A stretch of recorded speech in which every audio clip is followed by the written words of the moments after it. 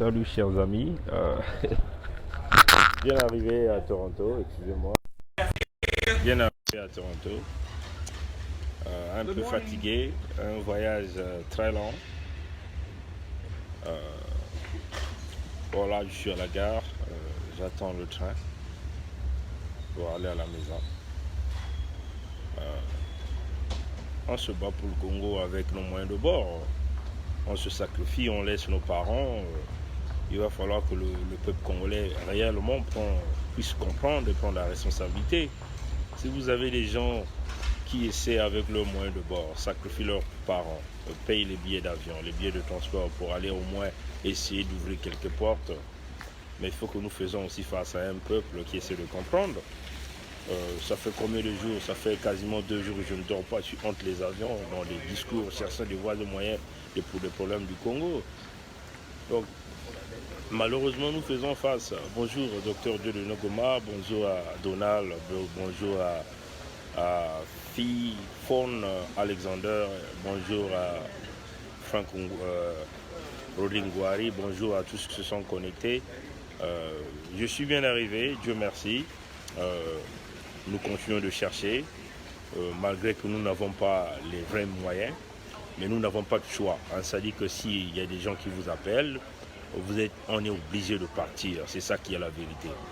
Et nous pensons qu'avec des petites rencontres que nous sommes en train de faire, nous sommes en train d'emmener le monde à notre cause, surtout les Américains. Il faut le dire, pourquoi les Américains? Parce que les Américains ont une grosse cote en ce qui concerne le Fonds monétaire international. Donc si nous sommes en train de regarder des anciens directeurs de la Banque mondiale,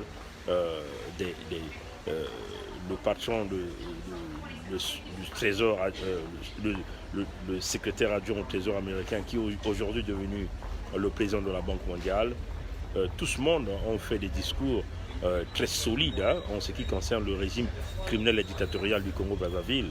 Donc vous comprenez que on ne peut pas se permettre là de donner de l'argent à Sassou. Mais vous venez de voir là le geste qu'ils sont en train de faire.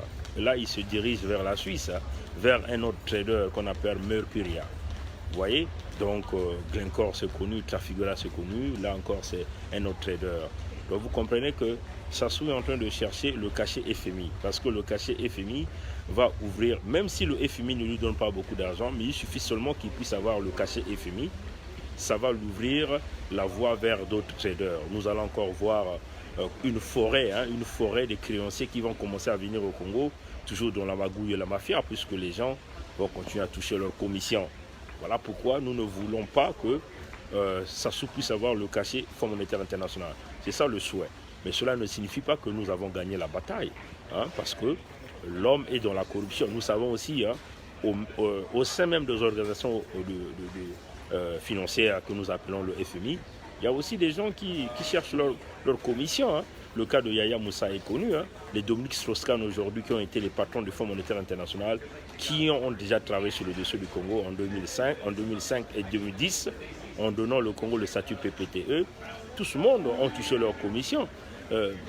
Dominique Strauss-Kahn aujourd'hui travaille avec Sassou Denis, vous comprenez? Voilà pourquoi nous, on ne peut pas se le permettre. Donc, il faut que nous puissions regarder les deux facteurs. Nous avons déjà dit au peuple congolais que si Sassou a le cachet FMI, mais les Congolais vont s'attendre au pire. Il y a le pire qui arrivera dans ce Congo, parce que si le FMI, par le système mafieux, puisse donner le cachet FMI à Sassou, c'est-à-dire qu'en accordant Sassou un petit prêt, ce qui va se passer, c'est que le FMI va exiger des conditions énormes. Sachant déjà que Sassou a bradé les mines du Congo, il a bradé le pétrole pendant des décennies avec tous les traders. Le FMI va exiger que le train de vie de l'État soit rétréci. Donc nous allons avoir d'énormes coupures dans l'armée de l'Anguès Sapo. Vous voyez, donc même les miliciens Cobra de Sassou qui sont en train de supporter Sassou va sectionner au sein de l'armée, parce que ça sera l'exigence numéro 1 du Fonds monétaire international, qui demandera qu'on puisse sectionner dans l'armée, parce qu'on sait que l'employeur numéro 1 de l'État congolais, on peut dire du régime Sassou, c'est l'armée. Donc il faut s'attendre aux militaires congolais. Nous sommes en train de vous avertir 1 million de fois. Vous nous prenez certainement pour des petits camps. Souvenez-vous que tout ce que nous avons prédit se sont réalisés. Tous les voyages de Sassou que nous avons prédits se sont réalisés. Nous avons aussi prédit que Sassou ne va pas organiser votre élection que vous êtes en train d'attendre de 2021. Parce qu'il va vous donner des raisons comme quoi qu'il n'a pas l'argent, il faut d'abord qu'on cherche à redresser économiquement le Congo. Nous nous dirigeons vers là. Les griots du PCT ont déjà commencé à faire des annonces. Pour ceux qui sont notre ami sur Facebook, allez-y sur notre mur, nous allons faire cette publication où le griot du PCT sont déjà en train d'annoncer. On vous dit qu'il faut d'abord rétablir les finances du Congo avant de parler de l'élection. Donc vous voyez, chers amis, c'est une façon de vous dire que nous ne sommes pas des dieux, mais nous avons des sources d'informations au sein du même système. Il y a des généraux, il y a des ministres, il y a des gens. Bon, pour nous, s'ils nous apportent l'information avec des preuves, nous acceptons cela. Parce qu'eux-mêmes, ils sont pris dans le même piège. Vous voyez, chers amis. Donc, nous n'avons pas le choix. Nous n'avons pas le choix de se battre. Si on nous appelle là, venez, on va dessus sur le camp du Congo, il ne faut jamais tourner le dos. On se débarque, on se démerde avec nos moyens, trouver des billets d'avion pour se déplacer, payer des hôtels à nos propres frais. Ce n'est pas le peuple congolais qui le paye, ce n'est pas la diaspora qui le paye, mais nous le prenons dans notre propre poche. Vous voyez, chers amis. Donc, quand nous prenons dans notre propre poche, nous sacrifions notre temps de travail, nous sacrifions les budgets de nos familles. Vous voyez, chers amis. Voilà pourquoi vous ne nous verrez pas venir faire des annonces pour lui dire supportez-nous, parce que demander de l'argent aux gens, c'est comme si nous nous sentons inférieurs, nous nous sentons, on peut dire, vulnérables à l'argent. Donc on se démerde avec les moyens de bord. Comme on a toujours dit, ceux qui cherchent se trouvent et nous continuons à chercher. Donc peuple congolais, vous comprenez que les Nguesso sont dans un coin. Il n'y a pas une autre solution, il n'y a pas la solution politique, chers amis.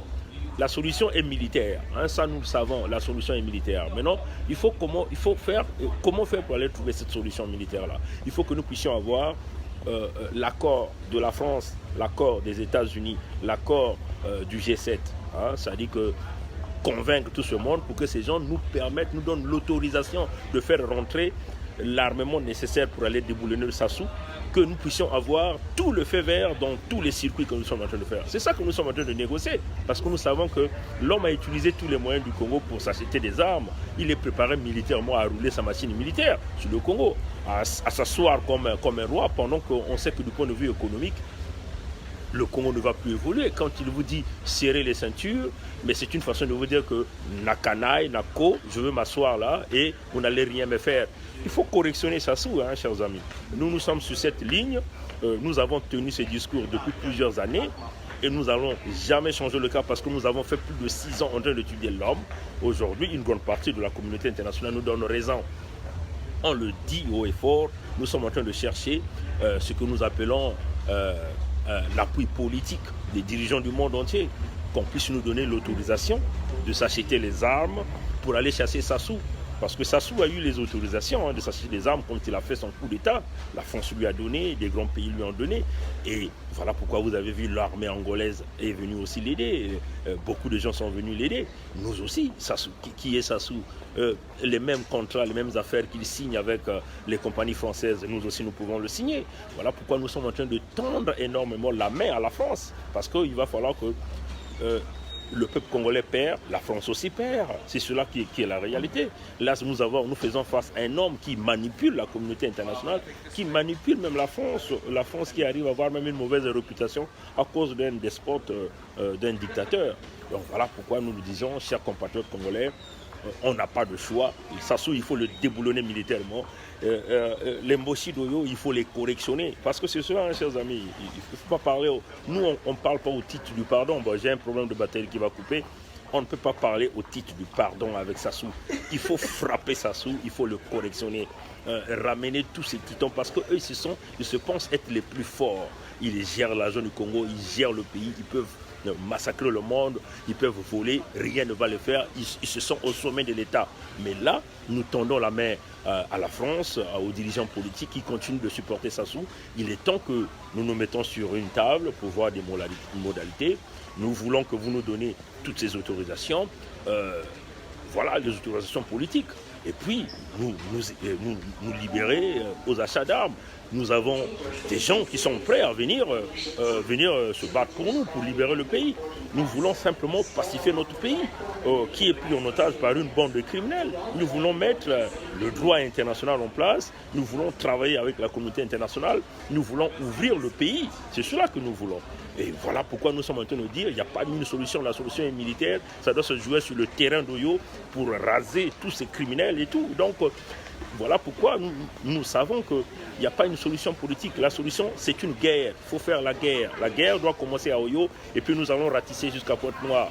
C'est cela. Donc on le dit haut et fort. Et nous avons toujours dit ça haut et fort. Et nous ne cacherons pas.